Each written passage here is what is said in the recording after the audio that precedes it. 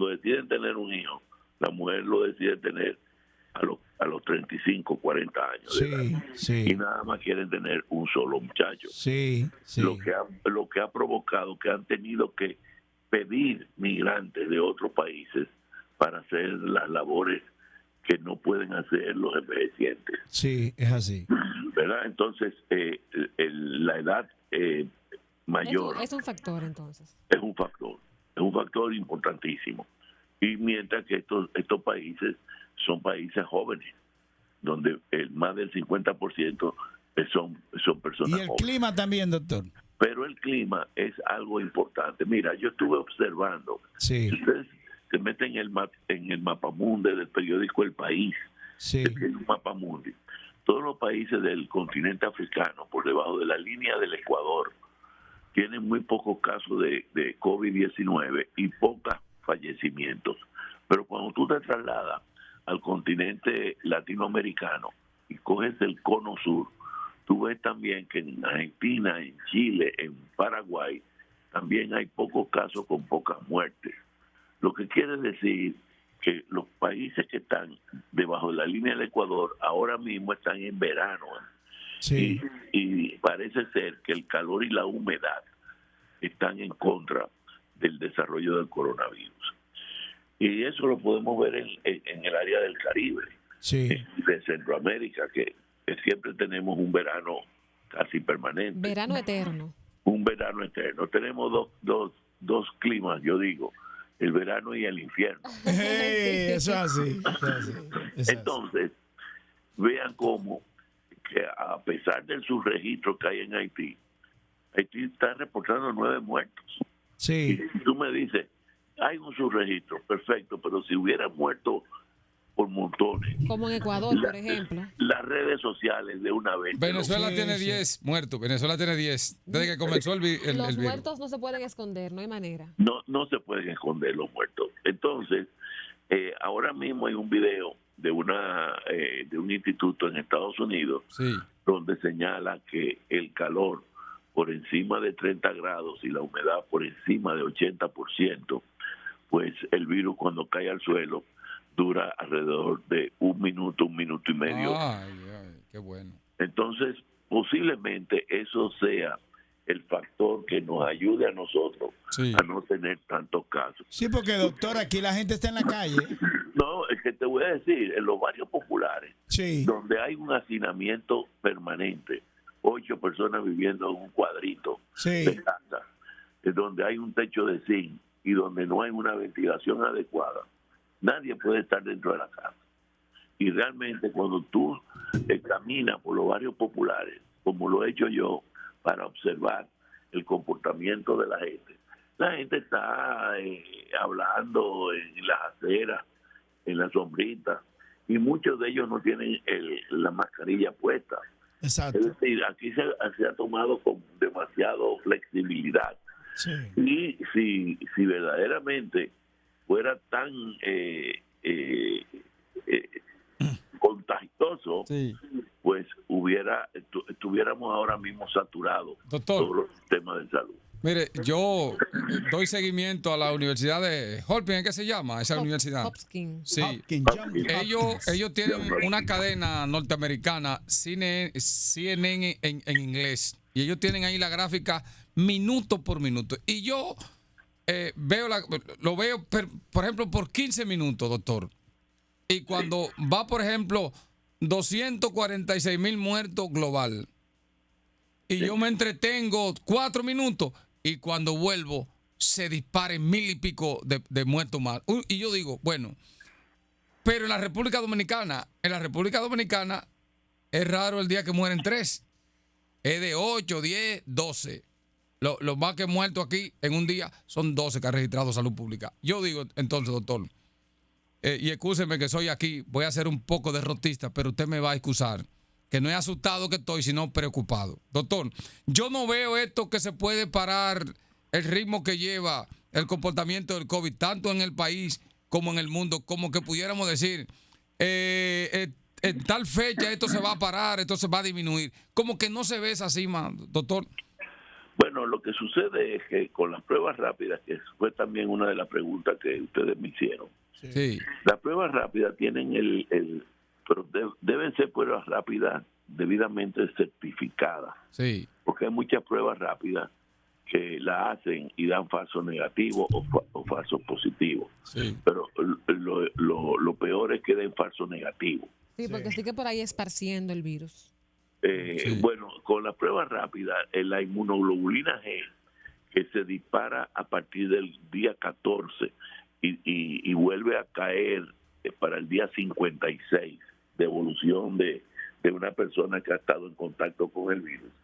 Cuando tú le haces la prueba rápida a toda una población, tú puedes calcular cuál es el porcentaje de personas que ya han tenido el virus, porque se dice que aproximadamente entre un 40 y un 80 personas adquieren el virus sin sintomatología. Exactamente. Sí. Entonces, cuando tú haces masivamente la prueba rápida y la inmunoglobulina G te da positiva, se dice que cuando el 70% de la población tiene la inmunoglobulina G positiva, quiere decir que ya prácticamente la población, el virus ya no va a causar tantos problemas, porque prácticamente... Porque ese es el anticuerpo.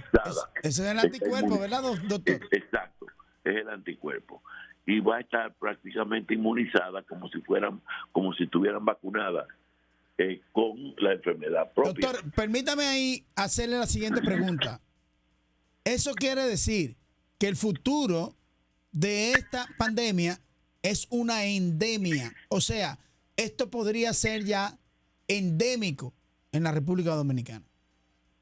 Podría ser endémico, pero también podría disminuirse a tal punto que sean en los meses de invierno que reaparezca como el virus de la influenza. Ok. Que es cuando hay más Que gente. es igual como aparece la gripe, exactamente. Y qué bueno que usted menciona eso, doctor. Porque yo he visto a epidemiólogos internacionales hablar sobre eso, y nosotros tenemos aquí un experto científico, se llama el doctor Jesús Félix Iglesias. ¿Qué pasa?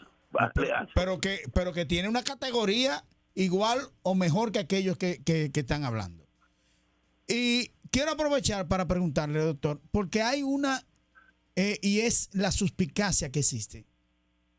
Si usted suma esos 241,000 muertos que decía Johnny Vázquez y lo divide entre 7,000 millones de habitantes y lo multiplica por 100, doctor, eso le va a dar un 0.000002%. Sí. Entonces, ¿de qué pandemia estamos hablando? Cuando una gripe, una H1N1, ha matado una gran cantidad de personas. Muertes causadas por otras enfermedades como el cáncer. Muertes causadas por otras enfermedades catastróficas. Doctor, explíqueme eso. Bueno, lo que sucede es que, por ejemplo, en el virus de la influenza estacional, ya hay una vacuna que todos debemos vacunarnos todos los años. Sí. No lo hace porque, bueno, no quiere, porque dice que como quiera le da la gripe. Y no es verdad. Lo que sucede es que hay como 100 virus diferentes que producen enfermedades respiratorias. Sí. Lo que sucede es que el virus de la influenza estacional es el que más complicaciones y muerte produce. Sí. Y es por eso que uno se debe vacunar, aunque tenga afección respiratoria por otros virus. Uh-huh. En el caso del COVID, no hay tratamiento todavía de vacuna ni de tratamiento específico. Sí. Por lo tanto, el temor crece, porque es algo nuevo. Ajá. En la medida en que aparezca una vacuna, que pienso yo que será dentro de año y medio, 2 años, Sí. mínimo, y que no todos los países van a tener acceso a la vacuna inmediatamente, Sí. porque aquí cuando se desarrolla una vacuna nueva, generalmente dura entre 10 y 15 años para que llegue a la República Ay, mi Dominicana. madre. Oh, Dios mío. Por lo tanto, olvidémonos de vacuna por ahora. Entonces hay ese temor. pero tan pronto aparezca algo, deja bueno, ya de hecho, ya la gente está acostumbrada a comenzar a convivir con el virus. Sí. Porque tú dices, bueno, yo voy a pasar el resto de mi vida encerrado en 4 paredes. Exacto. Te pones una mascarilla, te lavas las manos y sales a la calle. Y qué bueno del lavado de manos, porque he visto una gran cantidad de gente, infelices por demás, que están comprando guantes. Sí. Los guantes no son necesarios. Gracias, doctor, por decirlo. No son necesarios porque el que se pone unos guantes cree erróneamente que está protegido. Exacto. Y entonces coge todo con los guantes y se lleva la comida a la boca con los guantes. Okay. Y se rasca la cara con los guantes. Exacto, exacto. Pero no sabe que a los guantes hay que lavarlo con agua y jabón, o con alcohol gel, o con alcohol agua, pero hay que lavarlos. Sí. Entonces, si usted va a lavar los guantes, igual que lava las manos, lávese las manos y punto. Y evítese comprar guantes. Sí. Doctor, que están muy caras las cajas. Patricia le tiene una pregunta. Yo tengo otra también. Yo quiero saber, doctor, mire, con todo eso que usted acaba de decir, esta excelente explicación, quiero saber su punto de vista. El sistema sanitario de la República Dominicana no ha colapsado. Entonces, quiero saber si esto se debe a que el Ministerio de Salud Pública y el gobierno han hecho un buen trabajo o si, por el contrario, ha sido que las circunstancias ha beneficiado esta situación. Yo creo que el gobierno, con el escaso presupuesto de salud que tiene la República Dominicana, que durante toda la vida hemos dicho que hay que aumentarlo, porque el presupuesto de salud de la República Dominicana es de 1.8%, cuando el promedio en América Latina es de 4.8%, y además hay países como Costa Rica, de igual dimensión que nosotros, que el promedio del PIB está por 7 puntos y tanto, y casi llegando a 8. De Cuba ni se diga. Exactamente. Entonces, con ese precario presupuesto, han hecho lo que humanamente se puede hacer con ese escaso presupuesto, ¿verdad? Sí. Pero, desde luego, que también han hecho la flexibilidad de la cuarentena, han tenido, yo diría que una irresponsabilidad en cuanto a suplir de equipo de protección personal a todo el que trabaje en un personal hospital médico público. ¿Por qué un hospital público? Porque los hospitales públicos son del Estado y son los gobiernos de turno, el que sea, el que esté gobernando, que tiene que proteger a todas esas personas que están ahí, que están en la línea de batalla. Que están en la línea de riesgo más que cualquiera en la calle. Exacto. A mí me llamó un papá angustiado porque su hija estaba en uno de los hospitales importantes de la ciudad capital, sí, y que no tenía equipo de protección. Oh, pero por Dios. Sí. Entonces no tiene derecho a inmolarse una joven que tiene 2 bebés chiquitos y que está comenzando a vivir. Pero y eso no ha mejorado, doctor, porque yo tengo entendido que eso ha mejorado un poco ya. Bueno, pero no tanto. Fíjate que en el hospital Salvador B. Gutiérrez en estos días se ha armado una gran protesta porque resulta que no le dan alimentos a los residentes que están trabajando 24 horas, muchos de ellos, cuando hacen guardia. Sí. Y han tenido los jefes de servicio que llevarle la comida a los residentes. Entonces no puede ser. No puede ser. Entonces han internado personas con COVID-19 en salas donde hay personas que no tienen el COVID-19. Pero eso es en el hospital Salvador B. Gutiérrez. Eso es improcedente y doctor, todo protocolo. Yo quiero preguntar, ¿es posible que los animales adquieran el coronavirus? Ahí la culpa, y voy a exonerar al ministro. Sí. El ministro no tiene, la culpa es de lo que dirigen el hospital. Sí, exacto. Eso tiene que ser ver con la dirección del hospital. La dirección del hospital. Y el Servicio Nacional de Salud, que es Chanel de la Rosa Supani. Doctor. Tampoco. El que tiene que ver con eso es el que administra. El director del hospital es que traza la pauta al personal médico y paramédico. Ese hospital. Doctor, yo le quiero preguntar, ¿qué he oído? He oído decir que es posible que el coronavirus lo puedan adquirir también los animales. algunos animales lo han adquirido en el zoológico de Nueva York. Sí. Tigres y leones han adquirido el coronavirus y algunos gatos. Algunos gatos. Sí, no todos, pero algunos. Sí. Ok. Doctor, ¿usted recuerda en la historia, no contemporánea, sino ya en los años 1700? Por lo que él ha leído, naturalmente. Porque él no vivió esa época. Desde luego. Sí. Sí, porque nadie vivió la crisis española tampoco. No, pero no. ¿verdad? Pero es para alimentar más la. Doctor, y aquí hubo, por ejemplo, cuando invadieron los franceses, aquí había lo que se llamaba el mal de bubas. Y Sí. los franceses murieron, esos soldados, 20,000 soldados en aquella ocasión. Sí. Pero entonces los nativos parece que estaban inmunes. ¿Eso pudiera ocurrir aquí con el caso del COVID-19, doctor?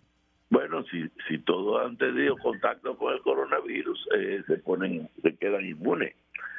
Pero déjame decirte, yo tengo una conferencia de la globalización de las enfermedades infecciosas, Sí. donde América sufrió más que Europa, Sí. la llegada de los europeos, Sí.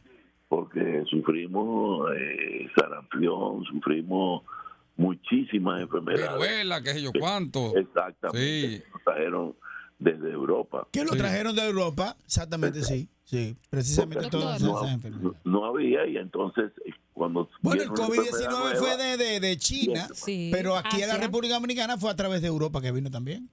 exacto. Doctor, a mí me gustaría saber cómo es que se puede explicar que algunos pacientes den positivos con la prueba rápida y negativo entonces con la prueba del PCR. ¿Cómo se explica eso, doctor? Mira, esas son las limitaciones de la prueba rápida que te dan falso positivo. Pero a mí, yo acepto más los falsos positivos que los falsos negativos. Porque si a ti, que no te ha dado el coronavirus, te hace una prueba rápida y te da falso positivo, tú te asustas en ese momento Sí. y te quedas en cuarentena. Sí, Qué bueno, porque está cumpliendo la cuarentena. sí. Lo malo es que te digan que está falso negativo, Sí, que no lo tiene. estando tú positiva. Exacto. Es el Porque peligro. hace tu vida normal y está contagiando a todo lo que Exacto. esté alrededor tuyo. Pero no hay una explicación técnica por el momento. Sí, explica la confección de la prueba que no es debidamente, que no es adecuada. Mira, anoche nosotros hicimos con una prueba rápida de Corea. Ujú. Le hicimos una prueba rápida a 2 personas que por PCR dieron positiva y la prueba rápida dieron negativa. Lo cual quiere decir que esas pruebas no son buenas. Ok, ya entendí. No son confiables de sí por sí. No son Doctor, buenas. Sí. hay una propuesta de reapertura económica en la República Dominicana gradual a partir de la semana próxima. Ya el ministro de Hacienda dijo que va a ser Lo dentro acabo de de 2 leer semanas. y pienso que, bueno, estaremos... yo te voy a decir algo. La vida misma es lo más preciado del mundo, ¿verdad? Sí, sí, claro. Pero la economía es lo que mueve el mundo. Sí, Y es muy fácil decir, vamos a prolongarlo más. Ujú. sí, Pero hay gente aquí que Es está la pasando realidad. hambre. La realidad es otra. exactamente. Claro, Pasando hambre. claro. Sí. Así es. Y aquí Sí. hay muchos negocios que creen que tienen el negocio y están quebrados. Así Sí, es. sí, sí. Hay economistas que han pronosticado que se va a perder el 25% del empleo formal. Sí. El 25% del empleo formal en nuestro país es 1 millón de personas, Así es. Sí, porque son 4 millones los empleos formales. exacto. Exacto. Entonces, tenemos también Sí. que ser flexibles, porque déjame decirte algo. Sí, Sí. Todos nosotros, todos los que estamos hablando en este programa, sí, tenemos computadora y hacemos trabajo, Sí. imprimimos casos, artículos Sí, y cosas. sí. A mí se me acabó la tinta y se me acabó el papel. Sí, Y yo generalmente voy a CECOMSA o voy a CC, Ujú. CCC, Sí. Sí. a buscar Usted va y esa- resuelve ahí, sí. a papelería. sí. Y digo yo, bueno, pero eso está cerrado. ¿A dónde? Está cerrado. Pero fui a esos supermercados que son multidisciplinarios. Sí, los multi. Hoy yo conseguí la tinta y conseguí el papel. Exactamente. Entonces, ¿cuál es la diferencia de yo comprarlo en un establecimiento multidisciplinario o que esas personas le permitan vender su producto? Totalmente de acuerdo con usted, doctor. Totalmente de acuerdo. Pero entonces, por ejemplo, doctor. Yo con mi mascarilla y ellos no permiten la aglomeración dentro de su establecimiento, pues no hay ningún problema. Claro. Que se establezcan el protocolo sanitario con su mascarilla. Por ejemplo, hay negocios. Hay un temor generalizado, doctor, de la Organización Panamericana de la Salud, que continúa haciendo advertencias a los gobiernos, especialmente de la región, para que tengan mucho cuidado a la hora de flexibilizar las restricciones, porque hay un temor que esto que tal vez esté controlado pueda entonces desbordarse de contagio de casos. En ese sentido, ¿usted qué opina? Mira, a veces las reuniones, yo he ido a muchas reuniones de OPS y de WHO allá en Ginebra. Es muy fácil en un salón con aire acondicionado. Ve, usted coincide conmigo. Sí, siga. Decir muy fácil. Sí, es fácil así, ¿eh? Pero la realidad es otra. Sí.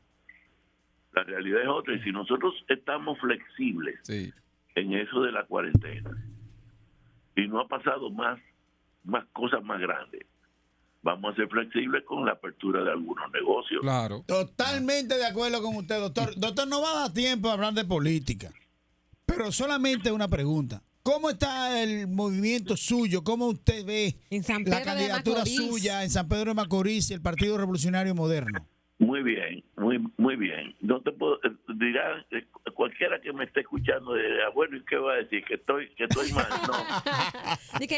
Ni modo que va a decir que está mal. Bueno, mira, si yo estuviera en San Pedro de Macorís, yo votara por usted. ¿Por qué está muy bien? Porque la gente en San Pedro de Macorís está cansada de haber tenido progresivamente una gran cantidad de senadores que no han hecho absolutamente nada por San Pedro de Macorís, absolutamente Usted nada. tiene el privilegio de competir con otro médico por el PLD. Por cierto, una persona con una trayectoria social en San Pedro de Macorís importante.